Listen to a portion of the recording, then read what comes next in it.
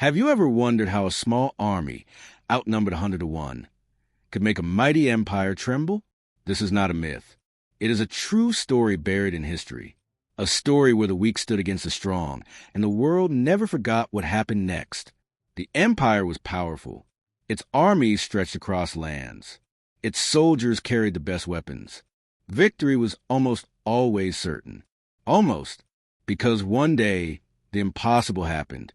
On that day, a tiny force rose with nothing but courage, cleverness, and a desperate will to survive. They were not supposed to win. They were not even supposed to live. Yet their stand shook the pride of an empire. But how did they do it? What secret did they use? And what twist turned defeat into triumph? Stay with me till the end of this video, because the answer will surprise you. By the time the last word is spoken, you will know the incredible tale of the underdog army that made an empire tremble. The story begins many centuries ago, in a land ruled by a proud empire. This empire was feared across the region. Its armies crushed kingdoms, one after another, leaving behind smoke and silence. People believed no one could resist them. Every battle they fought seemed already won before the first arrow was fired. Their power was not just in numbers, but in reputation. Facing them was like facing death itself. But not everyone bowed. In a small corner of this vast empire, a weaker force refused to give up. They had fewer men, old weapons, and little hope.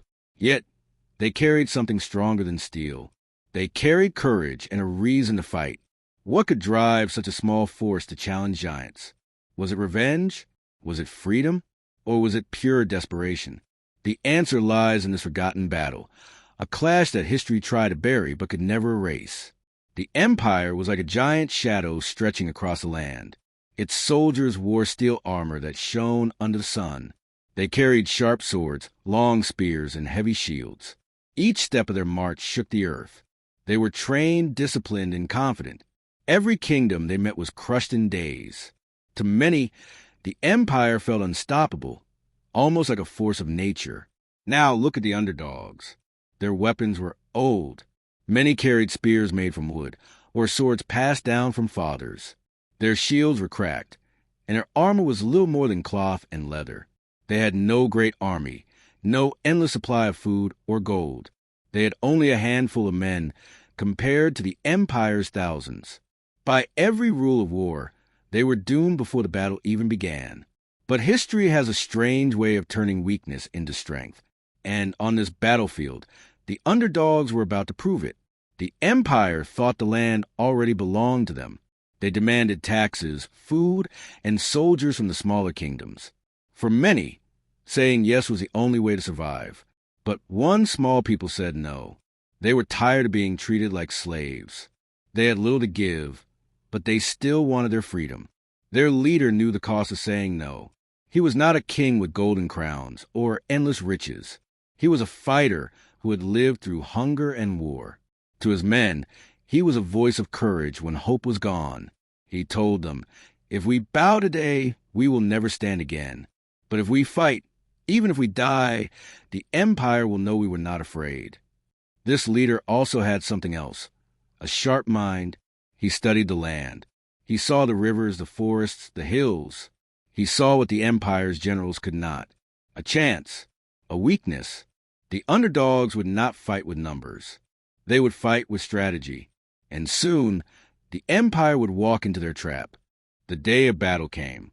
The empire's army marched forward, row after row, their armor shining under the morning sun. Their banners waved like rivers of color in the wind. From a distance, it looked like the earth itself was moving. They were certain of victory. To them, this fight was only another step in their endless march of conquest. The generals laughed, saying the enemy would break within the first hour. But the land told a different story.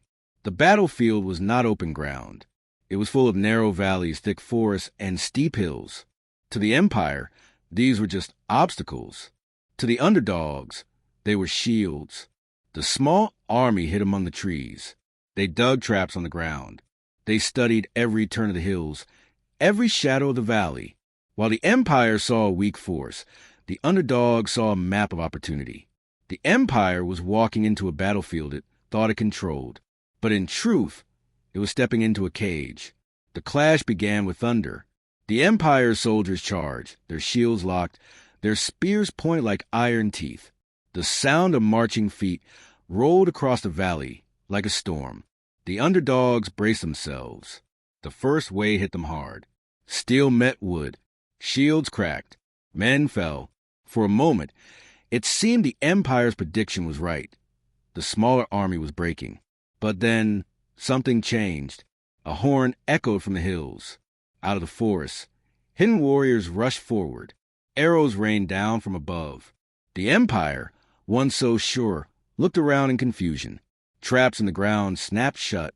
Horses stumbled. Soldiers fell into pits covered with branches. The narrow valley, which the Empire thought was safe, had become their prison. Still, the Empire pushed forward with numbers. Every step they took was heavy with confidence. But confidence alone could not protect them from shadows striking from every side. The underdogs were not fighting for glory. They were fighting for survival. And survival makes men fearless. The Empire fought with fury. Their soldiers pushed forward, swinging swords and raising shields. Step by step, they tried to crush the smaller force. But then, the land itself seemed to fight back. Warriors rained boulders and logs from the cliffs. The Empire's tight formations broke apart. Chaos spread through their lines. Their commanders shouted orders, but no one could hear over the thunder of the ambush. Men looked behind and saw enemies where they expected allies. Fear began to rise. And then it happened. The leader of the underdogs charged from the front, his sword lifted high. His voice cut through the noise like fire in the night. His men followed, their courage blazing. The Empire's army, once a wall of iron, now stumbled like scattered stones. For the first time, the mighty Empire trembled. The Empire's army broke. Men who once marched with pride now ran in panic. Their banners fell into the dirt. Their generals, so full of confidence, vanished in the chaos. The underdogs, bruised and bleeding, stood tall. They had faced a giant and lived to tell the tale. For the first time in memory, the Empire had tasted defeat. News of the battle spread like fire. Across the land, whispers grew louder. If a small, forgotten people could resist, then maybe others could too.